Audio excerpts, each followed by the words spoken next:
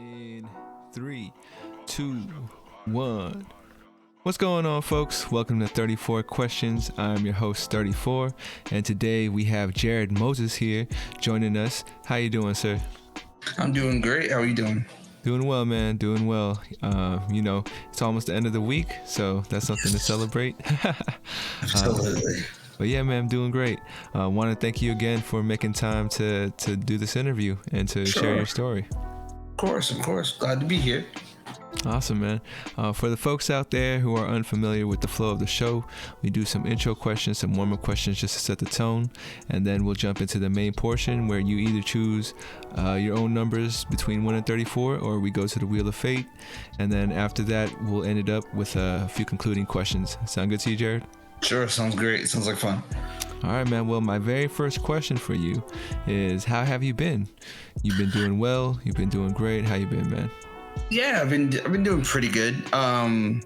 Just sort of realigning my goals and changing some things up in my life, but for the most part, I've been doing pretty good. All things considered, with COVID not really winding down, I guess, but kind of in a lull and everything. It's been an adjustment, and I'm kind of enjoying the world being somewhat open up again and that sort of stuff. So yeah, but I've been doing pretty good. I hear you, man. I'm glad to hear you're doing well. You talked about changes. Do you mind sharing any of the other changes that you've been trying to make or been going through, if you don't mind? Yeah. I've been starting. I started a business. Well, the thing is, I had a business last year, and that business ended up crashing, partially due to COVID, partially due to just lack of effort. Honestly, I went through some serious depression. Last year was tough for everybody. For me specifically, I went through depression. I ended up getting laid off from my 9 to 5.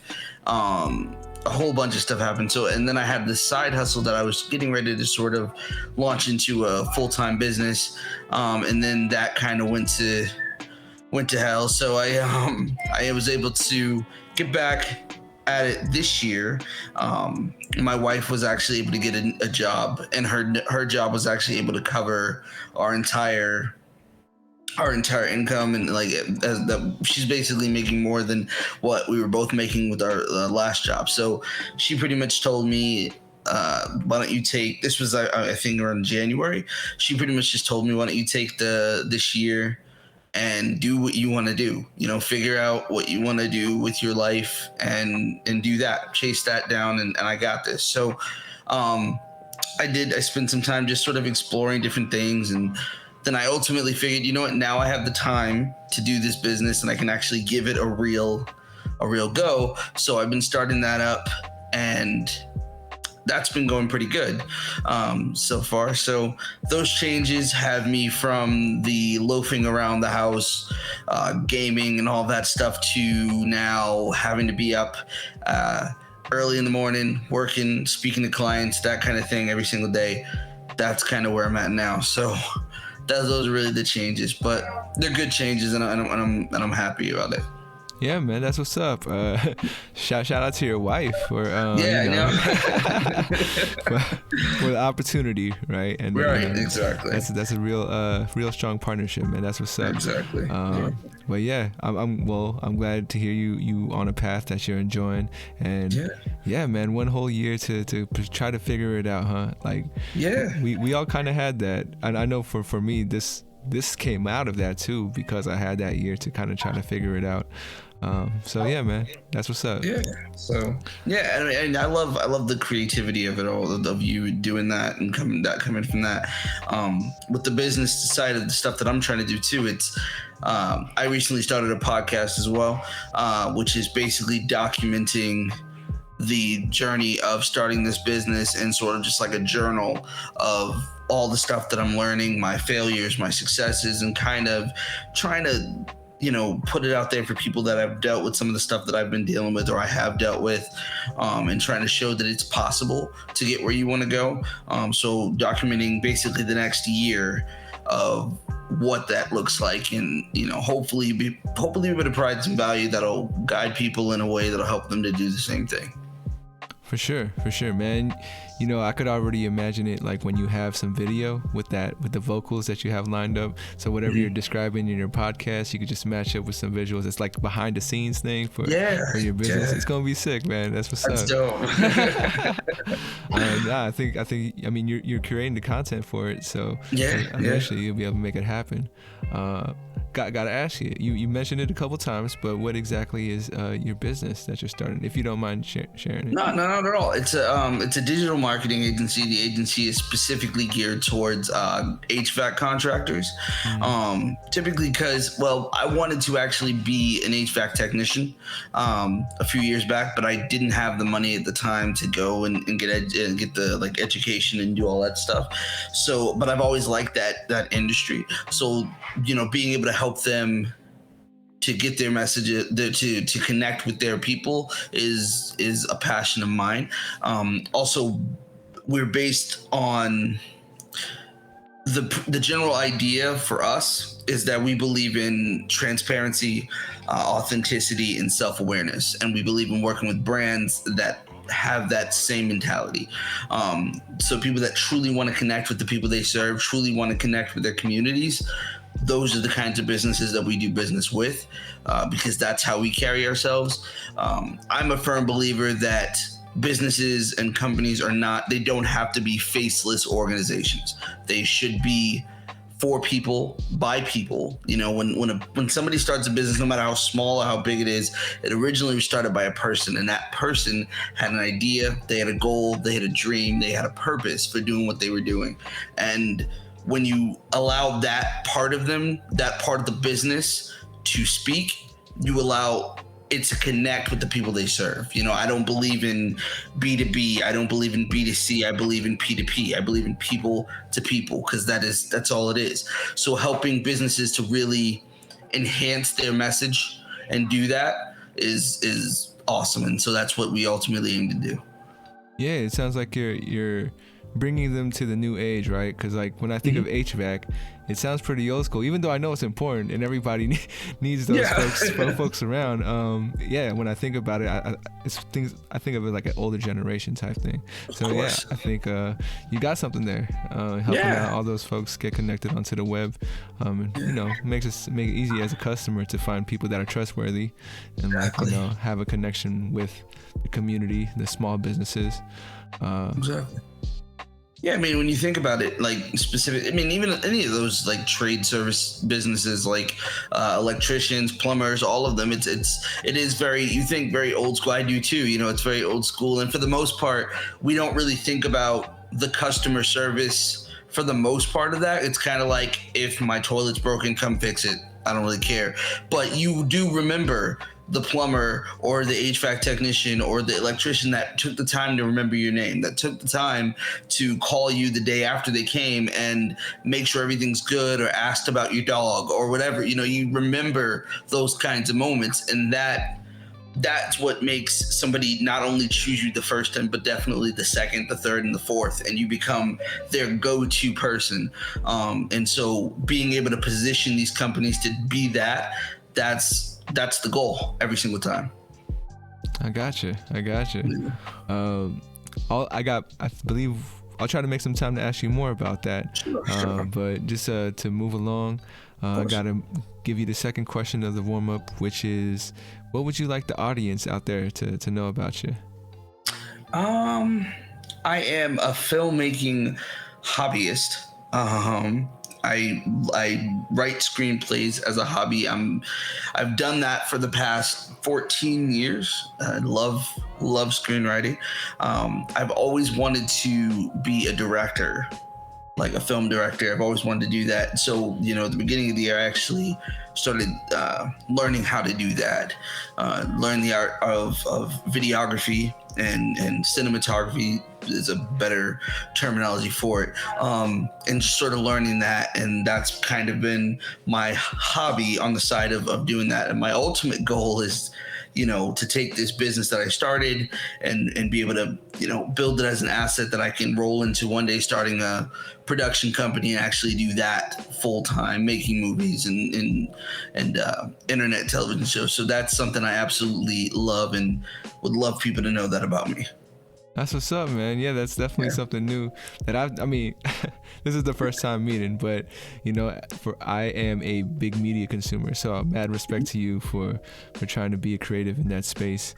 Yeah, man, you got to tell me, like, first off, when you write your screenplays, are they more episodes, or are they more like, you know, long films? How do you do that? I've written one screenplay, so like one movie, and then the rest of the time have always been pilots, like so just like random pilots for ideas that I've had. I think I suck at comedy, so I typically try to avoid those, and I prefer like dramas, but yeah, I love that. And I'm also a huge like comic book fan and geek kind of guy, so I'm usually writing, you know, whether it be superhero related stuff or spy stuff or stuff like that, but typically I do write teleplays or pilots. Yeah, that's usually what it is. I got you, man. I mean, mad props. You know, one of the things I tried during quarantine was to write a screenplay too, and I could only get 15 minutes, 15 pages, right? It's like a minute per page. That's what they say. Yeah, and that's better than a lot of people. Some people don't even get to the writing part, so that's props. Right on, man. If anything, if you don't mind, maybe after this I can share it with you just so I can get some feedback from you. Absolutely. Yeah, that's what's up. I'm a big dreamer too sometimes. So anytime I have like a crazy movie like dream, I have to like write down like, you know, the little plot so I can get back to it and try to do it. I mean, yeah, I feel you on that. I do the same thing. I have a little notebook. It's around here somewhere. Oh, it's right here. Hold on a second. My little ideas notebook, so I carry it everywhere with me. So every time something comes to me, I'm like, oh, gotta write that down because that's gonna be good. So yeah, I definitely understand that. For sure, man. For sure. My third question for you in the warm up is, if someone were to pay you a tribute, how would you like to be honored? So if I was gonna tell myself today I'm gonna do something in honor of Jared, what could I do for you, man? The best way somebody could pay tribute to me is to live as authentically and unapologetically as possible. That would be the best way to honor me, simply just because I wholeheartedly believe in that. I wholeheartedly believe in being as unapologetic as possible, not in the sense to being a jerk or anything like that, but just being true to yourself. And I think that that's the best way to honor society as a whole, but me as a member of that society, I think that that's how I would want to be honored, just knowing the people that know me are being true to themselves. For sure. Well, hopefully, you know, we can all do that for you. but now we know, because, you know, it can be a difficult thing to live, you know, unapologetically. Definitely. I think, you know, for me, it's not that I'm not trying to be apologetic. It's just that, like you said, being true to myself is something that I think I've been embracing more and more. And yeah, I haven't had to apologize for it, but maybe one day I'd be compelled to, because apologizing would be true to myself. I don't know. I get caught up in a loop, you know. It's paradoxical. I understand. Yeah, a lot of things are actually, but yeah, that's very true. And then my last question for you in the warm up is, on a scale from 1 to 10, how well do you know yourself? I want to say an 8. I want to say 8. Well, wait, 10 being very, very well. Yeah. Okay, yeah. So 8. Yeah, that works. That's what I would go with. How would you say you came to an 8? I've spent a lot of time being forced to examine who I am and why I am the way that I am. My upbringing and a lot of the experiences that I had forced me to be that way. However, I still find that there are times where I surprise myself. But both in how I react to things, also in just things that I'm interested in, experiences that I have. I just can't believe that those kinds of things are that way. Mostly, though, it would be how I react to certain situations. I sometimes I surprise myself the way that I react to things, and it's not exactly how I believed I would behave if certain things happened. And then it's like, if I think a setback, I like to think, oh, if a setback happens, I'm going to be good. And then setback happens and I freak out and I'm like, well, apparently I don't have it all together as well as I thought I did. So I'm still learning me. And I think that's obviously a life process, I think, but I think I know myself pretty well for this point in my life. For sure. If do you mind sharing maybe the last time you surprised yourself? Yeah. The last time I surprised myself was, I want to say, a few weeks ago. Me and my wife had made an investment in this business idea. It wasn't really in a business idea. It was more like a financial venture, I guess. And it involved Facebook and a bunch of other stuff. And I was thinking this was going to be like a really simple process. It was going to, invest some money and it was going to have some pretty nice returns too, and everything's going to be fine. And then Facebook was deciding to be rather wonky about it, and just kept denying our ad campaigns and the things that we were doing. And I didn't really know why. I wasn't doing anything that was supposedly in violation of. And so Facebook, I kept reaching out to Facebook. First of all, I have to point out that Facebook's customer service, get in touch with a human being process is the most impossible thing in the world. I literally spent 3 hours just trying to find a chat thing. But nonetheless, that went on, and every time I was able to get in touch with them, they were like, oh, it was a mistake. It was our fault. We'll reinstate your ad account, whatever. And then they did this like 4 or 5 times. And then I was just like, I was just ready to be done with it. Like I was really frustrated with it. I was like, this is not meant to work out. It's and I just got really like down in the dumps about the whole thing, which was surprising to me because I was thinking, this is just a minor setback. They made a mistake. They know they made a mistake. You can just get this handled. It shouldn't be a big deal. But just how I don't want to say depressed, because I wasn't really depressed, but just how frustrated I got, to the point where it just took me out of my element for like 3 days, where I just didn't want to do anything because I was so bothered by it, was rather surprising to me. It was a lesson that I learned from it, and I realized that setbacks do happen, and you sometimes just have to learn to roll with them, even if they seem minor, and also learning to just sort of forgive yourself for when you're not your best self was what I kind of had to take from that. But it was definitely surprising and a little disappointing. But hopefully in the future it'll be better. I'll handle those types of situations better. I got you. Thank you for sharing that story. Sure. Yeah, man. I mean, for me, when setbacks happen, and I know it can get frustrating being an entrepreneur or like just doing anything. When there's a setback, the thing that's helped me out is just thinking like, why am I in such a rush? That's the biggest thing I got to remind myself, because like, I guess I'll feel overwhelmed, like, damn, this was supposed to get done and now it's not done. And I'm like, well, really, what's the rush right now? It's because of my expectation of getting it done a certain way, getting challenged. But yeah, so if you ever get frustrated, man, just, if you have the time, hopefully you do, just remember you got time to handle it later on. Yeah, exactly. Yeah, it's definitely something I can keep in mind. For sure, man. All right. Well, we made it to the main portion of the interview. Before we get there, though, you had mentioned something earlier I wanted to bring up again, which was, small businesses and versus corporations, right? Yeah. What do you... What's the definition of a sellout to you? Because in my mind, let's say I had a business and then a corporation was like, let's buy you out. And I'm like, all right, for sure, because I really want that money. But for me, I'll be like, all right, it's cool. I'm going to do another venture and do something different or better, or, it's not going to be me. So yeah, for you, how would you define a sellout versus a person who's just, making a choice that will help them out? Go for it.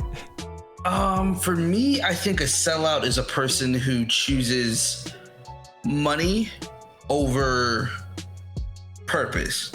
So like if you are willing to take that, so like in the example you talk about, you build up a business and then a big corporation comes and they're like, we're going to buy this business for X amount of dollars. And you're like, yeah, I'll take that because I want that check. But you're just simply taking it for that reason. It's not a matter of this company could potentially position the vision that I had for this business to a whole new level, and that they can do something better for it than I could, or taking the money is going to allow me to do something much bigger or much better that I've been planning to do all along.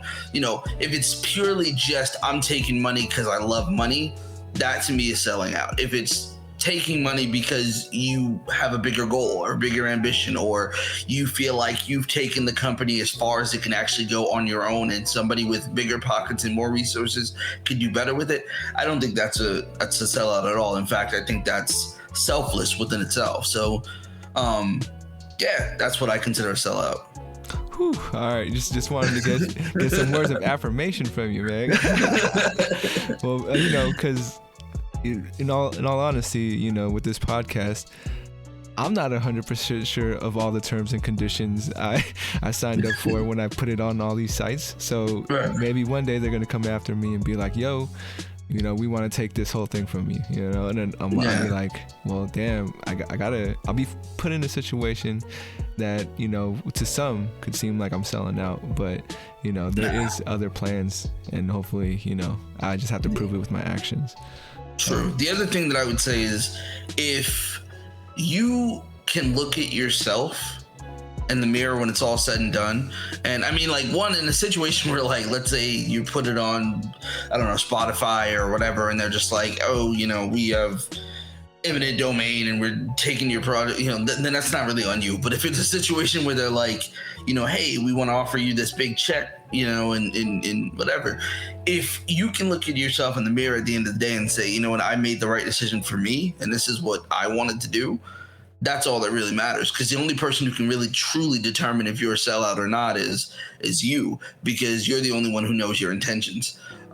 You know, everybody else has, you know, of course, everybody's an armchair critic who has the ability to say their opinion as to what you're doing or why it's right or why it's wrong. But ultimately, unless they know what's in your heart and they know what your plans are, what the moves are, you're the only one who can ever really call yourself a sellout and it actually matter.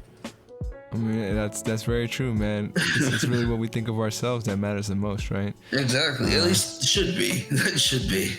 Should be. All right, man. Well, we made it to the questions. Would you like to choose your destiny, or, you know, go to the wheel of fate? I think I'll take a spin at the wheel. Let's gamble a little. All right, man. Here we go. I know you can't hear it, but there is noise on my end. I will imagine the noise. All right, 11 hard. Okay. Yeah, if there's any question that you feel like you don't want to answer, just feel free to pass, and then we could just give another spin. But first question, 11 hard, is going to be, when was the last time you cried? Oh, wow. Okay. Right out the gate.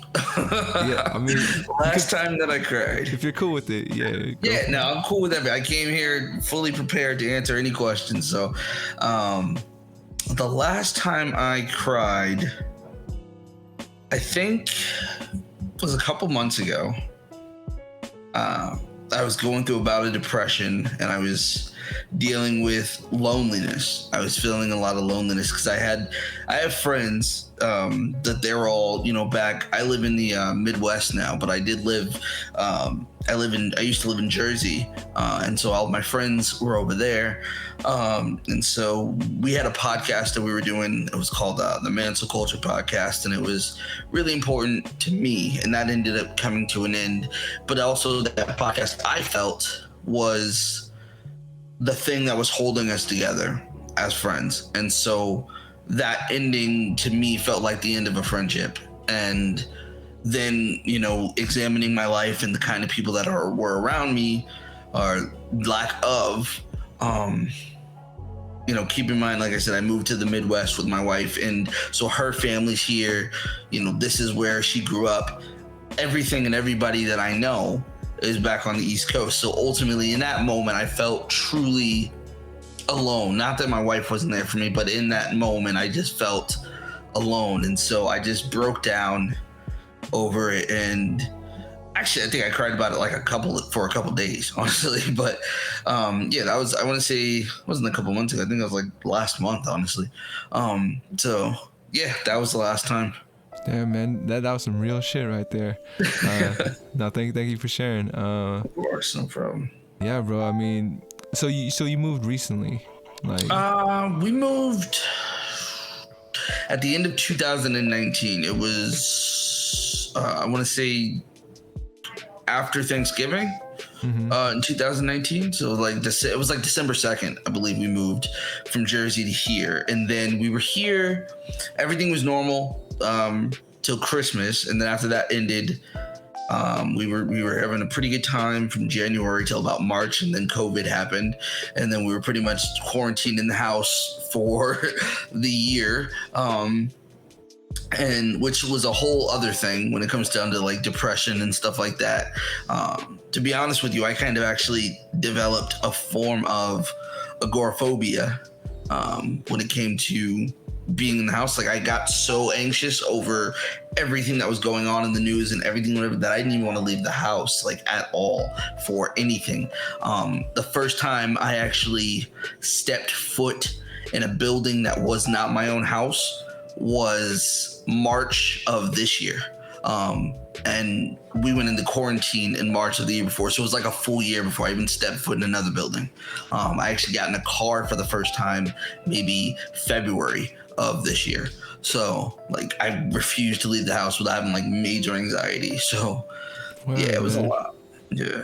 Was that something that you felt like you had before COVID, or it was because of COVID? Well, I understand too, though, because the news was out there just giving us all this information and on constant cycles. I know a lot of folks like yourself that did not want to leave their house, for any reason. I don't know if I had it before that. I don't think I had it before that. I know that I had social anxiety. I have social anxiety in general. So that was there. But then I think with everything, like you said, with everything that was on the news and all that other stuff, couple that with social anxiety, and then it's like you have this recipe of just, no, I don't want to go outside. Everybody's dangerous. I'm good. And then of course it wasn't just COVID. You also had, the George Floyd thing and the Black Lives Matter stuff that was going on and all of that. So it was just a whole amalgamation of all kinds of anxiety inducing stuff that it was just better to stay at home on the couch, Netflix and all of that. And the real world doesn't exist. So that's where that was. Oh yeah, man. And for me, I think I've been an introvert, and so like I was one of those people that wasn't having too much of a hard time having to stay in, and I'm like, cool, yeah, this is what I was doing already. Yeah, I definitely. That's what I told my wife the same thing when it first started happening, because I'm introverted as well. That's the difference between us. She's a social butterfly. She's a major extrovert. I am a major introvert, and so it is. I personally don't mind not having to be around a bunch of people and things like that. So, but then I didn't realize that on top of that, there was so much more to it than that. There was so much anxiety over the idea of it. Because at first I thought that's all it was. I thought it was just me being an introvert, me not wanting to go out, that kind of thing. Because it's draining. I don't feel like dealing with all that. But then when it came down to physically actually having to go and do something, and then I could not do it, then I realized, okay, something a little bit bigger is going on than just that. So. Yeah, I gotcha. And I had another thought about it, but it's fleeting. So my apologies. It'll come back if it's important. As I say, it'll come back to you. I hope so. But anyways, let's go ahead and give it another spin. Sure. Here we go.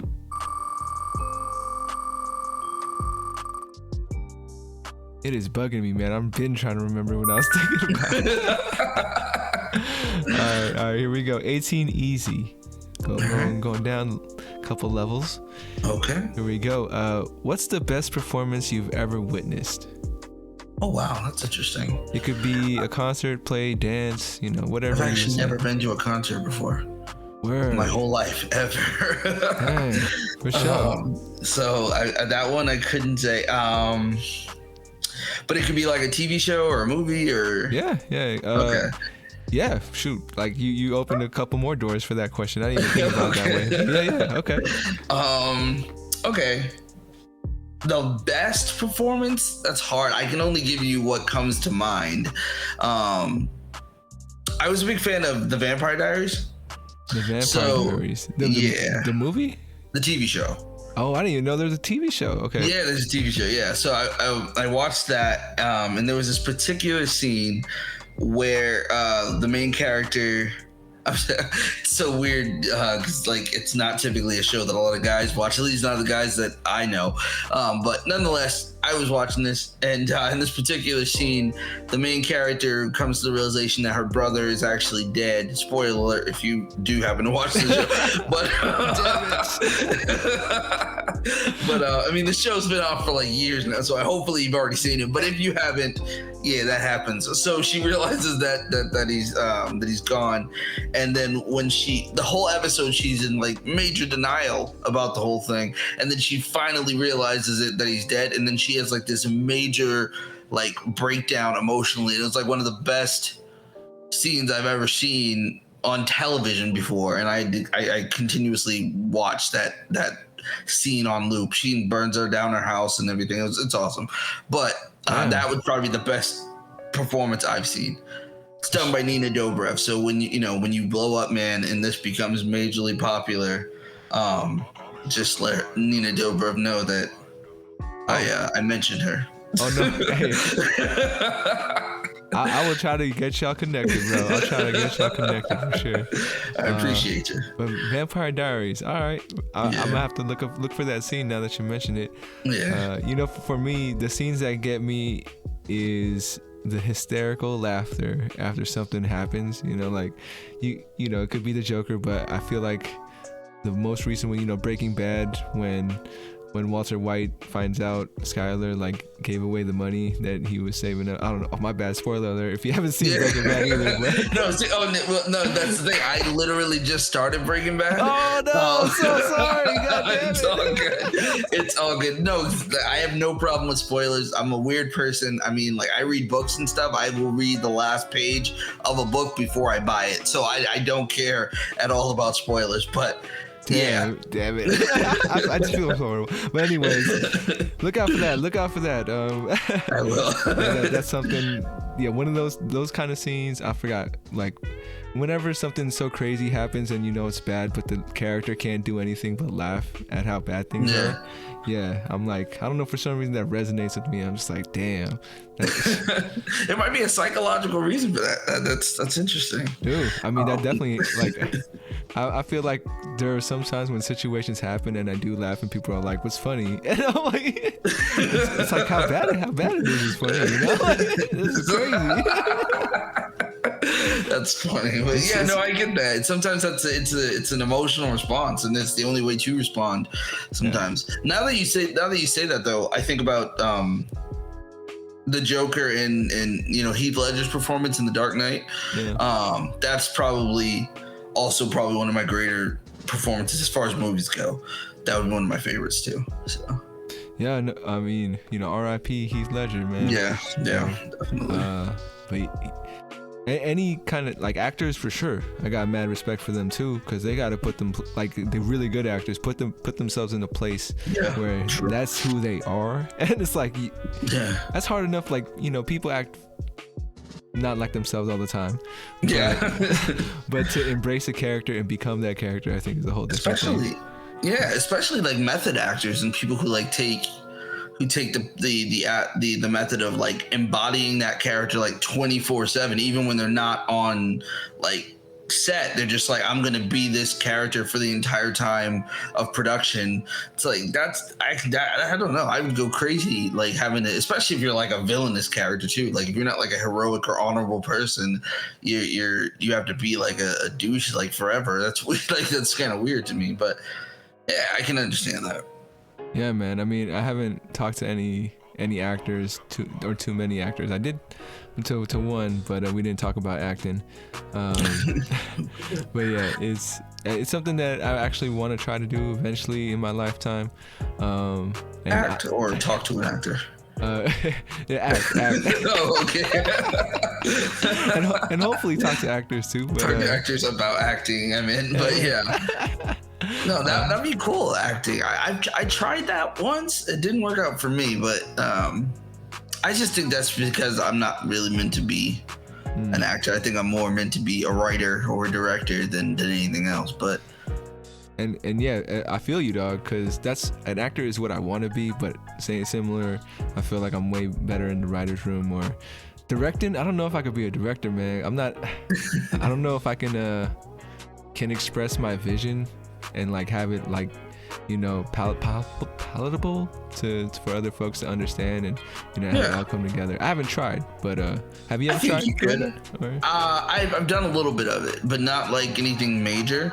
It just really boils down to your own understanding of the material. So as long as like, I think that it's a lot easier to be a director when you are directing something that you yourself wrote, as opposed to like somebody comes to you with a script and they're like, this is my vision for it, and you know, make it, you know what I mean? So then you have to kind of figure out what they intended and then how that meets with like what you think that means, and then sort of, you know, figure out how to translate that together. But the other thing about directing is it's really a team sport. So it's kind of filmmaking itself is a team sport, you know, so it's kind of one of those things that you're not doing it all by yourself, even though you're the CEO of the movie or the quarterback of the movie. You're literally, you know, you're the leader, but you have a whole team of people that are all very talented, and if allowed to do what they're capable of doing, can help you make that come true. And I'm just generally a collaborative person, which is weird because, like I said, I am an introvert too, but I love collaboration. So I love, on all creative processes, I love collaborating with people and putting our heads together and coming up with stuff, because I'm a firm believer that there are tons of people in the world that are way smarter than me, and so being able to put my head together with theirs and see what magnificence they come up with, it's exciting. So I think being a director, I think you seem to have a very genuine interest in other people and how they, you know, see the world and that kind of thing, and I think that's a key skill of a director, and a writer, to be honest. So, no, I think you do great at it, honestly. Right on, man. Thank you again for the words of encouragement. Absolutely. Yeah, it's I've never just like gotten to that part of the process yet, you know, like of building a team and trying to make it happen. Yeah. And you know, hopefully it's something I can do when. I guess maybe, you know, one of the hardest things for me, man, is to ask for help. And I feel like as a director, it's basically known everyone's helping you and you're helping them as well. But yeah, you know, I get that. That's my thing too. And then, like you said, you're also an introvert, so there comes that, and that level of sort of connecting with other people is a little bit difficult too. So yeah, I get that part. But I think I also believe in the law of attraction. So I think that if you actively want to do things and manifest that those things are going to be out there, that kind of stuff sort of comes to you eventually, or at the very least, you're put in positions that allow you to sort of get those opportunities. And yeah, the final part is to execute, right? Right. Yeah. Right. Exactly. Yeah. I mean, it's just because I feel like I put myself and manifested these opportunities, but I never executed, and you know, it's led me to this place where, you know, I'm very focused on being consistent and executing, but it took those times for sure. Absolutely. I actually remembered what I was going to bring up earlier. Okay. And I do think it's important. Okay. You know, you talked about the podcast you were working on with your homies, and you know, because of that, I feel like I have that same kind of thing with this podcast with my friends as well. You know, I have a lot of older friends from my college years where we don't get to talk too often. And before this podcast, because they've came on like, you know, twice on the show already, and it's really been the only time we really get to catch up and talk. Yeah. And you know, other than that, we got our lives that we're living outside. But it's weird to feel like, it's a little weird, but also I am grateful that we have the opportunity because of the podcast to kind of talk and, you know, keep up with each other. Yeah. But I feel kind of ashamed, bro, because like, yeah, I feel like my friends got to schedule this time just for us to catch up, you know. And yeah, for me, that's something I'm working through, but I know my friends understand. It's just more like you said, what we think of ourselves. Right. So yeah. No, I definitely get that. I get that perspective, and I think I felt that same when it came down to it. My thought process was more about just the fact that why did I feel like it was only a podcast that could keep us together? Like, why couldn't we just be better friends to each other and just, you know what I mean? And so I definitely get that. At the same time, I've come to realize that friendship, the older you get, is less about interaction on a consistent basis and more about when are the people that you consider your friends there for you, or should I say they're there for you when it matters. So, you know, when a crisis happens, when a celebration happens or something really important happens, they're there during those moments. You know what I mean? And or you can reach out to them if need be, because sometimes that's really all it boils down to. Because it's kind of like, you know, why don't my friends reach out to me more? But then it's kind of like, well, why don't I reach out to them more? You know what I'm saying? And so, you know, because they may be thinking, you know, maybe I'm bothering them, or maybe, you know, whatever, or they got their own life going on and they just get so caught up in it and the weeks go by and everything gets crazy. But it's like, I do know that there are people in my life that if the world was ending tomorrow, my world at least was ending tomorrow, I could call them and say, hey, this is what's going on, and I just needed somebody to talk to, and they would be there. And we may not talk every day. In fact, we may not talk every week or even every month, but they're there when it counts. And that's really what friendship is about, regardless. And sometimes though too, it's about the fact that, you know, the older you get, the less friends you have. And I believe there's actually a quote. It was not really a quote, but it was like a line from a movie where it was like, it might have been a quote. I think it might have been like one of those like graphic memes or whatever you see on Instagram. But anyway, it was like they were talking about how the more real of a person you tend to be, the smaller your circle is. And I found that to be very true, because I realized there are a lot of people that are just really fake and really, they put their false self out there so often, and they have these tons of people around them because people fall in love with that image that they've created. But then you have those people that are kind of like, I live unapologetically, I live truthfully and authentically. And because so few people choose to do that, only, as the expression goes, only real recognizes real. So those kinds of people tend to have smaller circles. And they also, like I said, they don't need that consistency all the time as much as it's more quality over quantity, if you will. So that's what I've come to learn about friendship. So I definitely get where you're coming from, but if it makes you feel any better, it could just be a matter of, you know, you got solid people in your life that would be there for you if something terrible happened or something great happens and you want to celebrate. They're there for you, but you know who's really there. That's what really matters, and you know that you're really there for them when it really matters. And at the end of the day, that's all that really matters. I hear you, man. And you know, for me, I just hope those folks know. Yeah. We don't talk about it because, you know, not everybody likes talking about their emotions and shit. Because we're men, and because we're men, and there's that level of toxic masculinity that we all tend to buy into a little bit, but it's what it is. The next generation will do better than us. I think so. Sure. I definitely think so. All right, man. Well, just a heads up, we have about 10-15 minutes left in the podcast.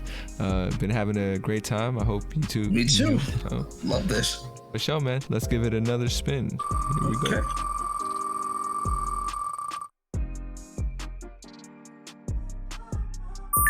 32 medium. Okay. Right, here we go. Okay. That was the wrong one. There we go. What's been on your mind lately? Okay, that's an interesting one. What's been on my mind lately? Hoping that my life changing has been on my mind lately.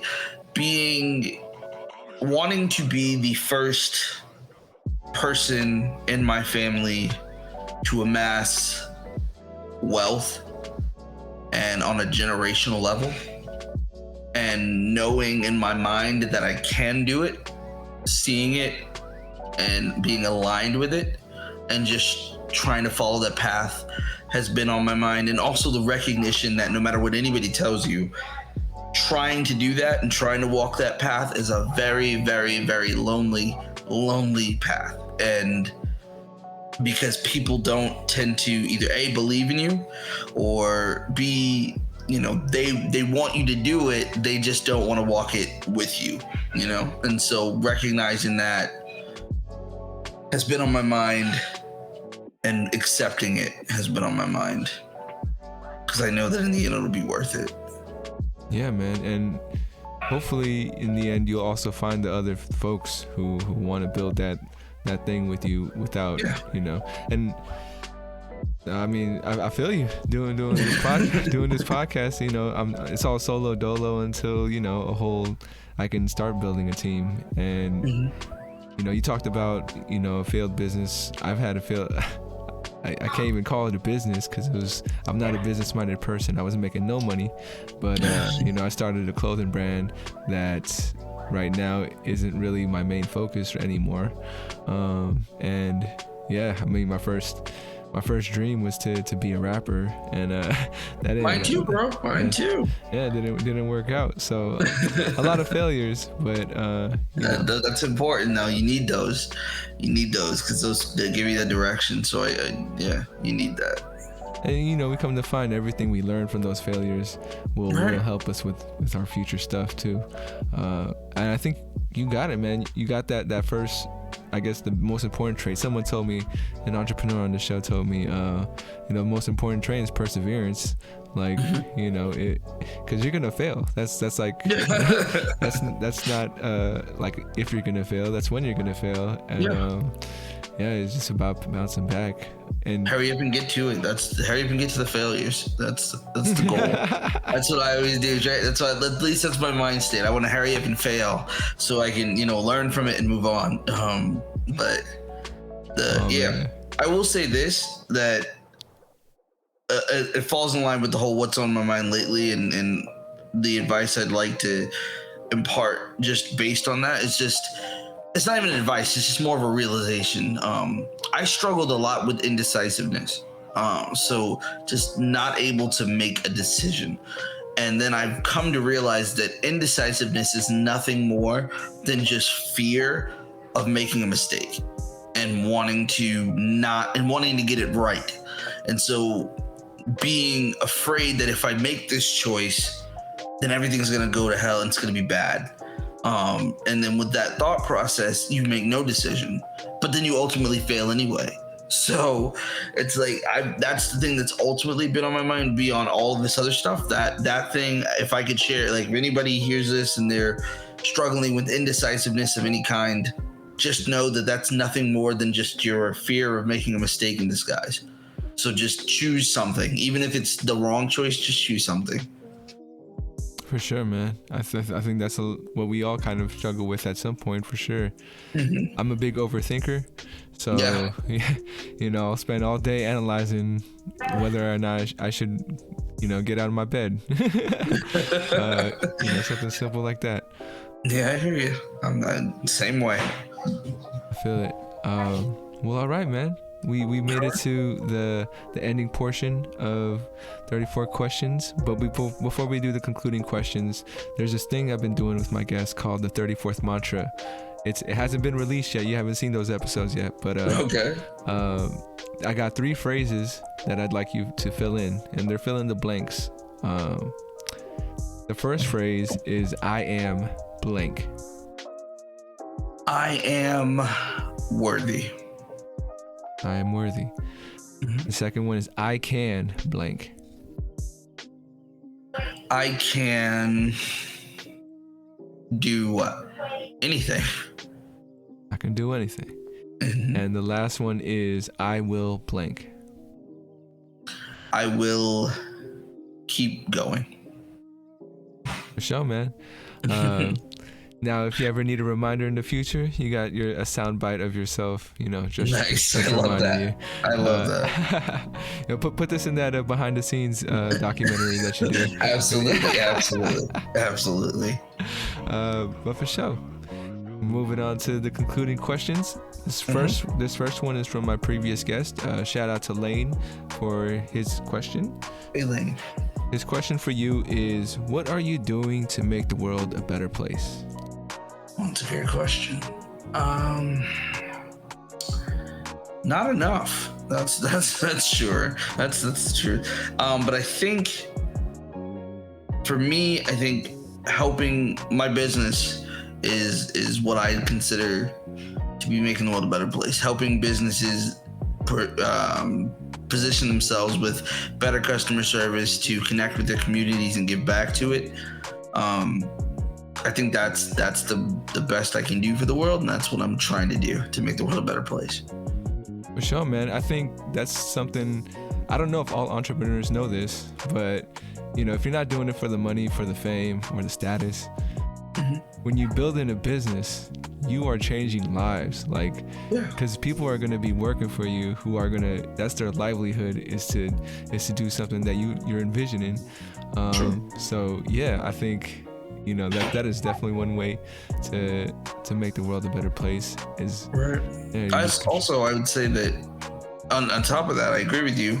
So to interrupt you, but I do believe that that's true. I also think that when you're an entrepreneur, your purpose, like you said, it should never be honestly about the money. Like money is, like they say, money is a byproduct of whatever you're doing. It's a reward or a result of the work that you're doing. But every entrepreneur, your job in this world is to serve. That's what you do. We there's a problem in the world. You saw it and you decided to fix it. And as a server, as a person who chooses to serve that audience the solution, where every entrepreneur in the world is a problem solver, really. So, and I think people tend to throw the word entrepreneur around so much. And they think, when you think entrepreneur, you think business, you know what I mean? But I think I think creatives in general, from podcasters to musicians, you guys are entrepreneurs as well, in the sense that, there are problems that you're solving, whether that be entertainment, a lack of entertainment, or, educational purposes or whatever, or like your podcast, which is showing different aspects or different perspectives on the world, which people need, because sometimes people may watch this and see a person and say, I'm just like that guy, or I'm just like that woman, and that's that really spoke to me. So even within that, you're a problem solver as well. So as long as we're on the planet, I think we're all here to serve. I think entrepreneurs are just some of the few that get paid for it, but yeah, we're all here to serve, really. I mean, that was beautiful. Thank you. And I hope that's how it is, man. I'm an optimist, and I like to see the bright side of things more often than not. And what frustrates me, I'll tell you what's frustrating, is the entrepreneurs that are I wouldn't call them stealers, but copy and paste. They see an idea that works, and like, all right, well, I'll do the same thing. I'll put a little twist on it. Not really being innovative, not really changing the game. We're solving a problem. It's just trying to get that market share, and yeah. So I guess that's just what's frustrating for me sometimes. Even though I can't knock the hustle. I can't hate. Yeah, I can't. I mean, I think it's hustling. You can't hate the player either. But yeah, it's the hustle, and I think sometimes though, I think even in that, it's if they're doing it for the sake of something bigger, you know what I mean? Like just to kind of, I need to get some money so that I can do something much bigger later on. Like this isn't really my passion thing. This is kind of like just my hustle thing, and I'm just trying to make a little bit of money so I can build it up and do what I really want to do, which is kind of how my business started too. It was kind of like I said, I wanted to start my own production company, which is still ultimately my goal. I love what I do, and I love the goal behind why I do it, but if it made me a sellout to say, some bigger company was like, yeah, I want to buy your digital marketing agency, I would definitely sell it so that I can focus on, starting a production company and doing that. So I can definitely see the hustlers and the entrepreneurs out there who take the less than original ideas to try to build to something else. But if it's just kind of like, no, I just want some money, then, I mean, that is what it is. You just reminded me not to judge a book by its cover, man. I gotta humble myself and remember that shit sometimes. Sometimes. All right, man. And then my second to last question for you is, what would you like to ask the next guest that comes on to 34 questions? What are you doing for yourself? Okay. What are you doing for yourself right now? I like that. Always interesting to see who ends up with the next question. One thing I had thought about, I haven't started doing it because I know it's going to take a long time, but since I've been having my guests kind of ask questions to each other, I want to edit it.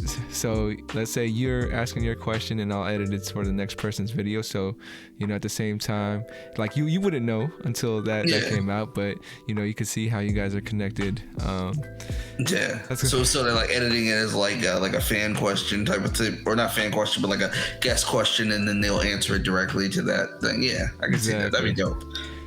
I was also thinking you should do, I don't know if that was part of your plan, but have like a round table episode where you kind of have some of the not that anybody's more important than anybody else, but just some of the guests that might be interested in sitting down with some of your other guests with you, and then having like this sort of round table conversation might be kind of interesting too. That would be interesting. I would have to. It would take some coordinating, but it's not impossible. It's just all about execution. Exactly. Just put that in your book of ideas, maybe, and and come back to it sometime. I will, man. I will. I appreciate that nugget, and maybe you'll be one of those people I ask first. Absolutely, I would have no problem with that. For sure.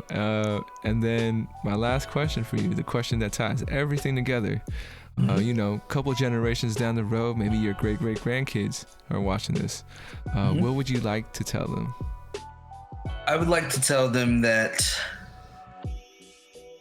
everything that you're going through, whatever it may be, will ultimately, it won't matter in the long run. And because of that, do as much crazy stuff as you possibly can, because you only get to do it once. And so, do that.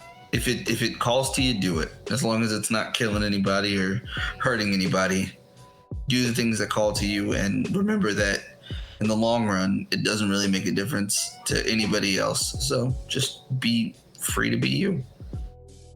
For sure, man. For sure. Any last things you'd like to add before we head out of here? Just want to say that I had a great time. Thank you for having me. Truly appreciate it. You were a wonderful host, so I really made me feel comfortable and so chill. I wanted to say that to you since I first watched the episode. I was like, this dude is so chill. So yeah, I appreciate being here, and other than that, hope to come back again some other time and answer some more questions. For sure, man. I'd love to have you back on, and thank you for that feedback. Because people always say they enjoyed it, but no one's ever told me like it just feels chill to be here, and that means a lot. That means a lot to me. So yeah, I'm glad that goes through the camera, and it's like we are kicking it, and we are just having a good conversation. For sure, man. Thank you again for stopping by. I want to thank all the folks out there. If you're listening on Spotify, Apple Music, or on YouTube, definitely appreciate y'all time as well. If you like it, please like it. If you loved it, go ahead and subscribe and share. Remember to reach out, reach forward. As always, much love, and we'll catch you guys next time on 34 Questions. Peace. All right, man, this is like my ending credit scene, that bonus footage or whatever. But yeah, man, thank you again. I just want to kind of ask, like, what was that experience like for you to go through the interview? It was fantastic. I haven't had many of those. I haven't had many of these experiences to compare it to, but as far as like, if I would have an ideal experience, this would be the ideal experience. It was, like I said, you're super chill. Have a lot in common with you, so that's always good. Didn't know if I would, if we'd have a lot in common or not, and if it was going to be awkward, because I've had some conversations like that where it's just kind of like awkwardness and stuff like that. So it was pretty dope though. For sure, man. For sure. Yeah, and we're always gonna have those awkward conversations with folks. Like for me, like I had to create this platform because I felt like I would have awkward conversations with people. Not everybody wants to talk about deep stuff right away, but I'm always in there going way too hard sometimes. And so now that's the introvert in you, man. That's the introvert in you, because that's the same way for me, man. I hate small talk. So it's I like it to get deep. I like to know exactly what's what and how somebody feels, and why do you think that way? Why do you feel that way?